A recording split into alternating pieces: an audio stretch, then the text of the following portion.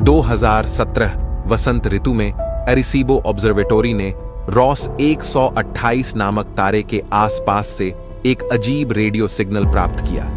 यह सिग्नल तुरंत ही गायब हो गया। उसी साल उस क्षेत्र में एक चट्टानी पृथ्वी जैसे एक्सोप्लैनेट की खोज हुई, शायद मात्र एक संयोग जो थोड़ा संदिग्ध लगने लगा।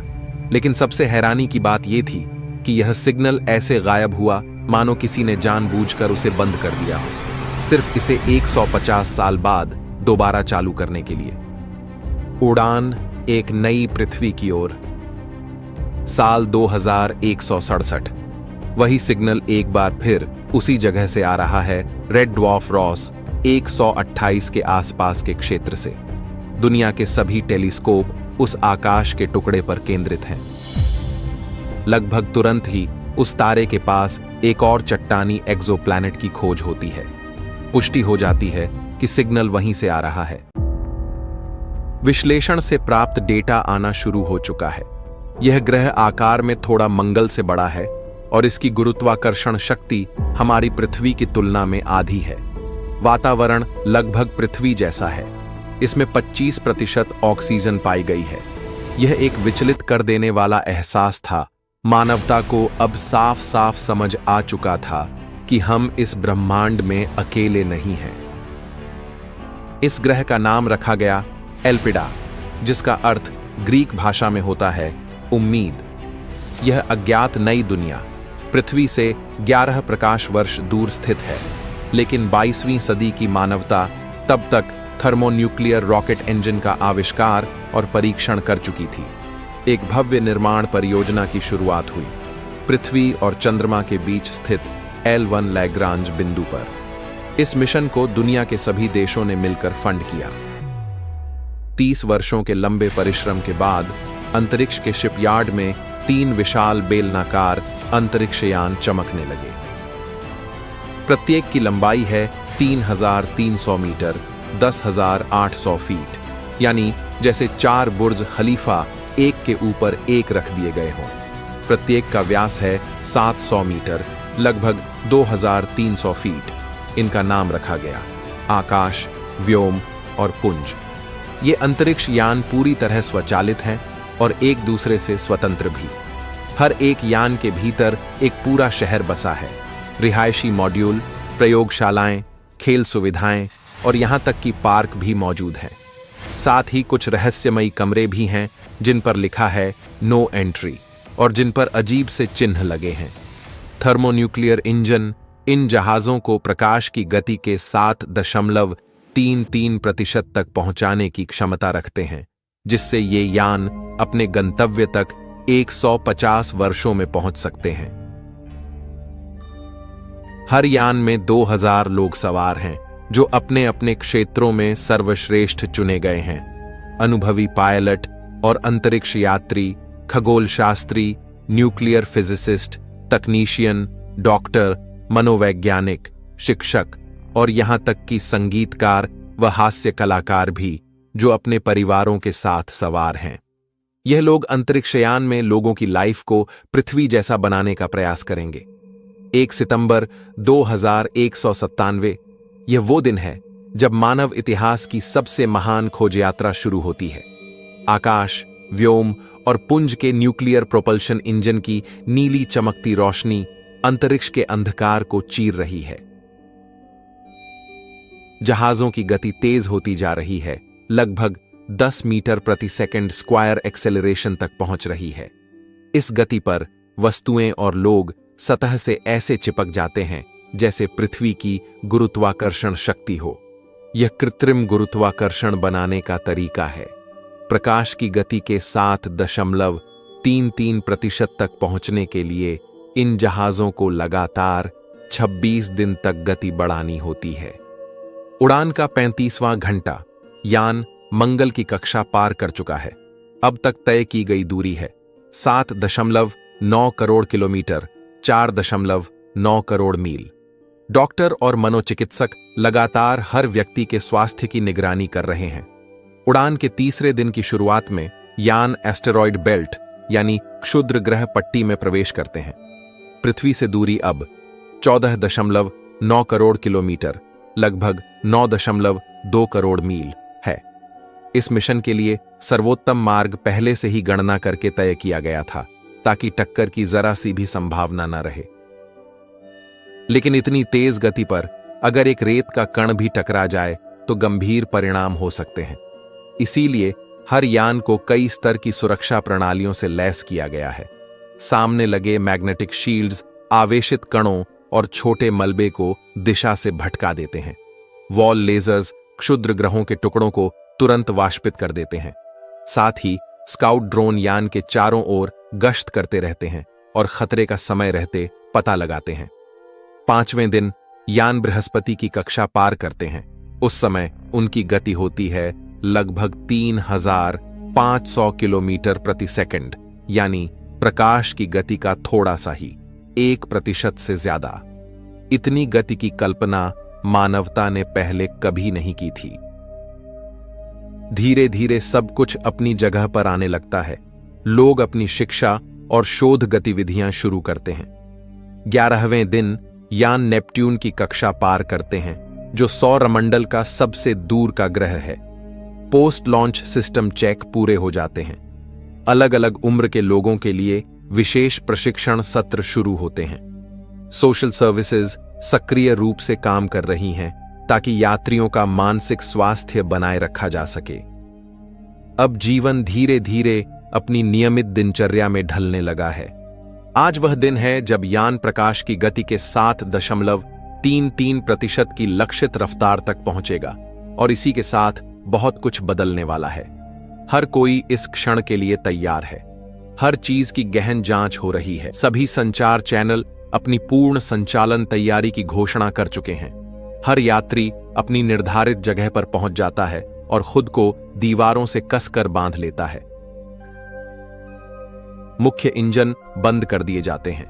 अब यान जड़त्व की वजह से अपनी गति बनाए रखते हैं और यात्री भारहीनता का अनुभव करते हैं। इसके बाद रोटेशनल इंजन सक्रिय होते हैं, जो धीरे धीरे यान को उसके केंद्रीय अक्ष के चारों ओर घुमाते हैं। इस घूर्णन से उत्पन्न केंद्रीय बल के कारण कृत्रिम गुरुत्वाकर्षण पैदा होता है। जब घूर्णन की गति 1.6 चक्कर प्रति मिनट तक पहुंचती है तो पृथ्वी जैसी गुरुत्वाकर्षण शक्ति महसूस होती है। लेकिन इस वजह से जो पहले दीवार थी वही अब फर्श और छत बन चुकी है, और आगे की यात्रा इसी नए ढांचे में तय होगी। अब कुछ अजनबी और अनजाने प्रभाव उभरने लगते हैं। तरल पदार्थ अजीब दिशाओं में बहते हैं और गिरती हुई वस्तुएं अपरिचित ढंग से हिलती हैं। अब जब रोटेशन स्थापित हो चुका है, तब रोटेशनल इंजन बंद कर दिए जाते हैं, क्योंकि अब यान law of conservation of angular momentum के नियम के अनुसार स्वतः घूमते रहेंगे।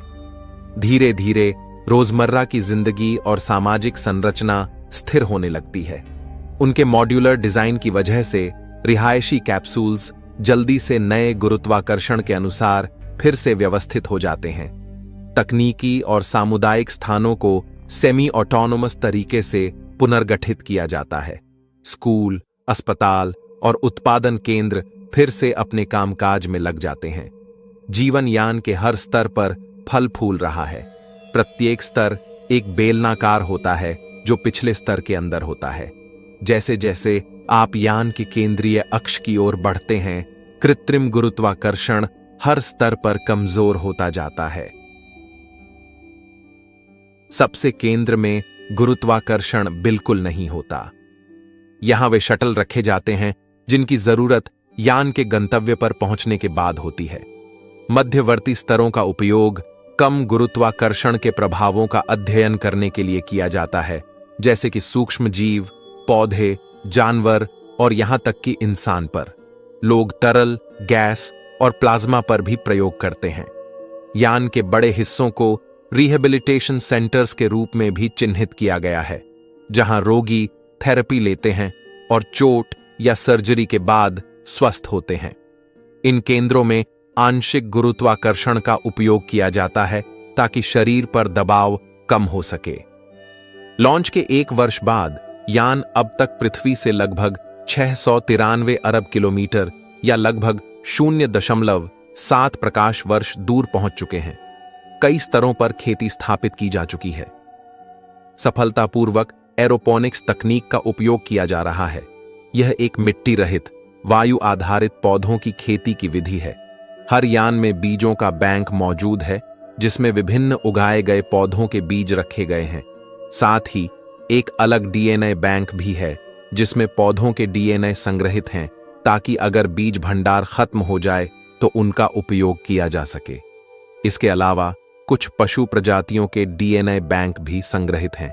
यह कोई नहीं जानता कि एल्पिडा पर कौन कौन से पौधे और जीव जंतु होंगे, इसलिए भविष्य की कॉलोनी के विकास को सुनिश्चित करना जरूरी है। माइक्रोबायोलॉजिस्ट्स महामारी विज्ञान की स्थिति पर निगरानी रख रहे हैं, क्योंकि बंद पर्यावरण में बैक्टीरिया तेजी से विकास कर सकते हैं और सबसे हानिरहित जीव भी घातक रूप से बदल सकते हैं। इसलिए माइक्रोबायोलॉजिस्ट्स नई उत्परिवर्तित किस्मों से लड़ने के उपाय सक्रिय रूप से खोजते रहते हैं। यह विशेष रूप से महत्वपूर्ण है क्योंकि जल्द ही एक नया महत्वपूर्ण कदम आने वाला है। इस अभियान की तैयारी हो रही है पहले अंतरतारकीय बच्चे के जन्म के लिए। पहली गर्भधारण दर्ज होने के बाद जेनेसिस प्रोटोकॉल सक्रिय किया गया। क्रू को आदेश दिया गया कि वे यान की घूर्णन गति को धीरे धीरे कम करें ताकि कृत्रिम गुरुत्वाकर्षण भी कम हो। जब बच्चा पैदा होगा तब यह गुरुत्वाकर्षण एल्पिडा की गुरुत्वाकर्षण के समान होगा। यान के अंदर की प्रकाश व्यवस्था भी धीरे धीरे बदल रही है। अब दिन की रोशनी पृथ्वी जैसी नहीं रहेगी। नई पीढ़ियां उन परिस्थितियों में पली बढ़ी जाएंगी जो एल्पिडा जैसी हों, ताकि वे वहां आसानी से अडैप्ट हो सकें। उड़ान के पहले वर्ष के अंत तक खुशखबरी पूरे यानों में फैल गई। एक स्वस्थ बच्चे का जन्म हुआ। अब नई मानवता की आबादी 6001 हो गई है। लॉन्च के 10 साल बाद यान में जन्मी पहली पीढ़ी अब स्कूल की उम्र में पहुंच चुकी है। पहली अंतरतारकीय पीढ़ी अपनी व्यापक शिक्षा शुरू करती है। वे बच्चे जो इस यात्रा पर निकले थे अब वयस्क बन चुके हैं। जहाज के क्रू के युवा सहायक अब परिपक्व और अनुभवी विशेषज्ञ बन गए हैं। जो पहले परिपक्व थे वे अब बुजुर्गों में शामिल हो गए हैं। पहला महत्वपूर्ण क्रू परिवर्तन होता है। आर्टिफिशियल इंटेलिजेंस एस्ट्रा अब यान के लिए अनिवार्य बन चुकी है। यह बीमारियों का निदान करती है, एरोपोनिक खेती को मैनेज करती है, सोशल प्रॉब्लम्स को हल करती है और यान की स्थिति पर लगातार निगरानी रखती है। अस्त्रा द्वारा नियंत्रित मानव तुल्य रोबोट्स ने लोगों से दोस्ती कर ली है। कई लोग मानते हैं कि इनमें अपनी चेतना भी है। विशेषकर बच्चे इस बात के लिए बहुत विश्वास रखते हैं।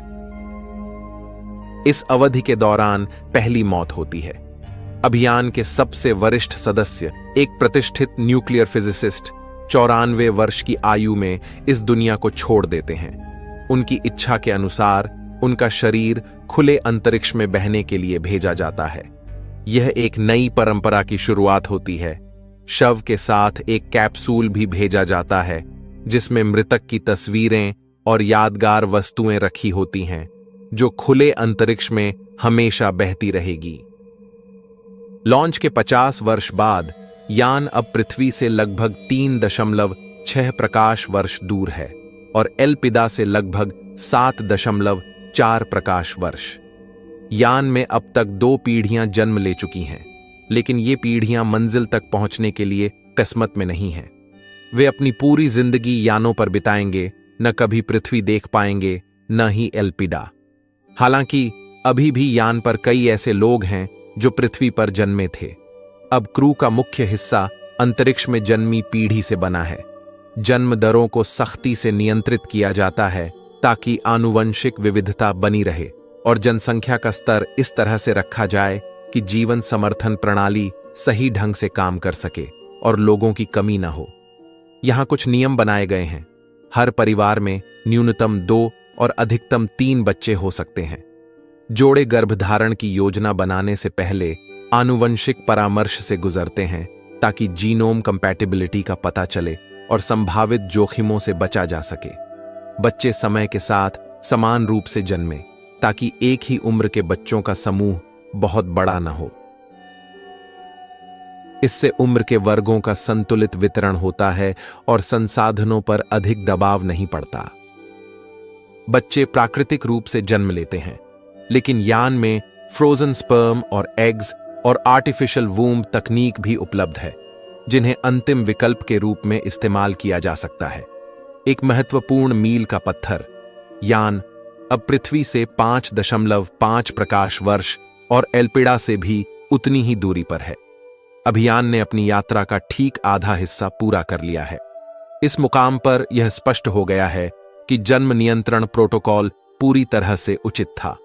प्रत्येक यान की जनसंख्या 500 लोगों की वृद्धि के साथ संतुलित है। अब हर यान में लगभग 1400 वयस्क, 500 बच्चे, 600 वृद्ध लोग हैं। हर 10 साल में लगभग आधे बच्चे वयस्क हो जाते हैं और 1/3 वयस्क वृद्ध हो जाते हैं। लगभग 33% लोग जो 50 से 80 वर्ष के बीच हैं, हर 10 साल में गुजर जाते हैं। इस प्रकार पीढ़ीगत बदलाव स्वाभाविक रूप से होता है, बिना किसी असामान्यता के। अंतरिक्ष यात्रियों की औसत आयु इस समय लगभग 77.5 वर्ष है। कुछ यात्री और क्रू सदस्य जो पृथ्वी से रवाना हुए थे, अभी भी जीवित हैं। लॉन्च के 100 वर्ष बाद यान अब पृथ्वी से लगभग 7.3 प्रकाश वर्ष दूर है और एल्पिडा से लगभग 3.7 प्रकाश वर्ष। यह स्थिरता का युग है और हर यान पर विशिष्ट परंपराएं बन चुकी हैं। इंटरस्टेलर हिस्टोरियंस अब एक नया पेशा बन गए हैं, जो यान पर समाज के इतिहास को डॉक्यूमेंट करते हैं।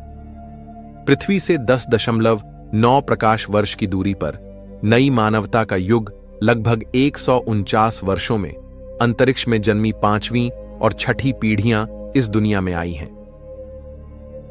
वे अपने नए घर की ओर बढ़ते हुए आगमन की तैयारियां शुरू कर चुके हैं। नई मानवता अब अपनी जड़ यानी पृथ्वी को भूलने लगी है। केवल वैज्ञानिक समुदाय के क्रू सदस्य ही पृथ्वी से आने वाले मध्यम संकेतों को नियमित रूप से प्राप्त करते हैं। विभिन्न गति से चल रहे वस्तुओं के लिए समय अलग तरह से गुजरता है। जितनी अधिक गति होती है, समय का अंतर उतना ही अधिक स्पष्ट हो जाता है, खासकर जब यह वर्षों तक चलता रहे। इसलिए यानों का समय पृथ्वी के समय से भिन्न होता है। यात्रा के 100 वर्षों के दौरान पृथ्वी पर रहने वालों की तुलना में अभियान के सदस्यों के लिए लगभग 3 महीने कम समय बीता है।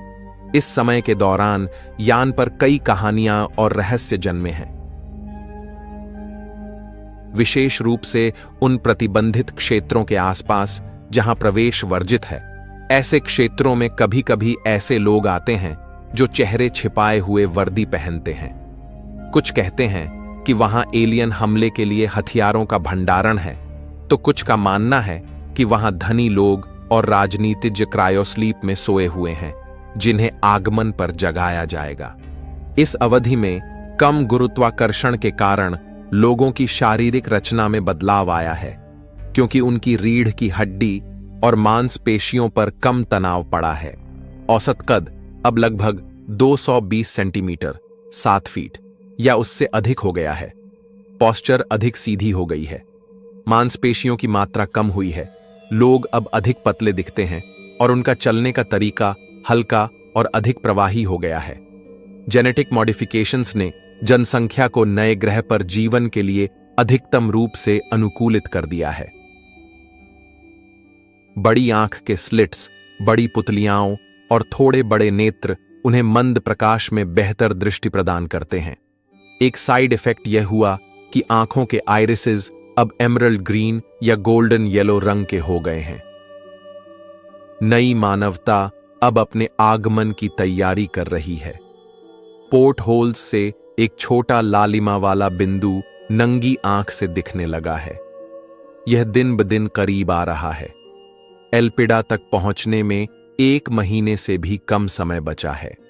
अब यानों को लगातार 25 दिनों तक धीमा होना है, ठीक उसी तरह जैसे 150 साल पहले था। शिप के सभी लोग अपने असाइंड एरिया को चेक करते हैं, हर चीज को ठीक से सुरक्षित करते हैं। फिर सभी लोग खुद को वॉल के अगेंस्ट कसकर बांध लेते हैं। रोटेशनल इंजन रिवर्स थ्रस्ट पर सक्रिय किए जाते हैं। रोटेशन धीरे धीरे रुकता है, भारहीनता लौट आती है। मैन्यूवरिंग थ्रस्टर जलाए जाते हैं, जो यान को इस तरह मोड़ते हैं कि उनकी स्टर्न यात्रा की दिशा की ओर हो। मुख्य इंजन ब्रेक की तरह काम करने के लिए सक्रिय होते हैं। फिर से कृत्रिम गुरुत्वाकर्षण बनता है, लेकिन इस बार यह वृत्ताकार नहीं बल्कि क्षैतिज डेक पर होता है। फिर से दीवारें और फर्श अपनी जगह बदल लेते हैं। इसी बीच लालिमा वाला वह बिंदु बड़ा होता जा रहा है और एक सूर्य में परिवर्तित हो रहा है। फाइनल अराइवल का दिन आ गया है। खिड़कियों से एक नीला बिंदु दिखाई देने लगता है। डिस्प्ले पर इसका बड़ा किया हुआ चित्र दिखाया जा रहा है। अब जमीन, एक विशाल महासागर और बादल पहचाने जा सकते हैं। पृथ्वी की सतह पर काला और बैंगनी रंगों का एक अजीब मिश्रण दिखाई देता है। यह क्या हो सकता है? आगमन से 1 घंटा पहले उस सिग्नल का स्रोत खोज लिया जाता है जिसने मानवता को इस यात्रा पर बुलाया था। यह एक ऑर्बिटल बीकन है जिसे किसी अज्ञात सत्ता द्वारा छोड़ा गया था। यान जियोसिंक्रोनस कक्षा में प्रवेश करते हैं और अपनी घुमाव गति शुरू करते हैं, जिससे फिर से फर्श और दीवारें अपनी जगह बदल जाती हैं। यान से प्रोब छोड़े जाते हैं जो ग्रह के विभिन्न क्षेत्रों में उतरते हैं और शुरुआती अन्वेषण करते हैं। पहली तस्वीरें और वीडियो आने लगते हैं। वायुमंडल में नियोन की असामान्य एकाग्रता के कारण सूरज की किरणें, आकाश और बादल नारंगी और गहरे लाल रंग की चमक के साथ झिलमिलाते हैं। टाइडल लॉकिंग की वजह से एल्पिडा हमेशा अपने तारे की एक ही दिशा की ओर रहता है, जिससे एक ध्रुव लगातार गर्म रहता है और दूसरा ठंडा। लेकिन ग्रीन हाउस इफेक्ट तापमान के इस फर्क को कम करता है। वायुमंडल की रचना पर सटीक डेटा आ रहा है। अच्छी खबर यह है कि यहां की हवा सांस लेने योग्य है। सतह का एक विस्तृत नक्शा भी बनाया जा रहा है। शटल के उतरने की जगह तय हो चुकी है। एक विशाल मैदान।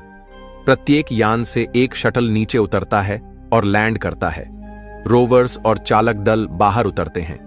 यह पहली बार है जब मानव किसी दूसरे तारे के सिस्टम के ग्रह की सतह पर कदम रख रहे हैं। एक शटल से एक कार्बन मोनोलिथ उतारा जाता है, जिस पर उन अभियान सदस्यों के नाम उकेरे हुए हैं जो इस दिन को देखने के लिए जीवित नहीं रहे। एक क्षण के लिए मौन छा जाता है। शटल अलग अलग दिशाओं में बिखर जाते हैं और ग्रह का अन्वेषण शुरू करते हैं। यहां विशाल क्षेत्र घने और हरे भरे जंगलों से ढके हुए हैं, जिनमें 100 मीटर 330 फीट से भी ऊंचे विशाल पेड़ हैं। पत्तियां बेहद विविध और अजीब आकार की होती हैं, कुछ चौड़ी और बड़ी तो कुछ सर्पिल आकार की। लगभग सभी पत्तियां गहरे बैंगनी रंग की हैं। शाम के समय में यहां की स्थानीय वनस्पति बायोल्यूमिनेसेंस के जरिए अपना कृत्रिम प्रकाश उत्पन्न करती है। नीले रंग की मशरूम जैसी काई पेड़ों पर चमकती है। हरी स्लाइम पत्तियों से प्रकाश उत्सर्जित करती है। यहां तक कि पत्तियों की नसें भी हल्का नीला प्रकाश छोड़ती हैं। अगले अध्ययनों से स्पष्ट होता है कि यह ग्रह केवल पौधों, माइक्रो ऑर्गेनिज्म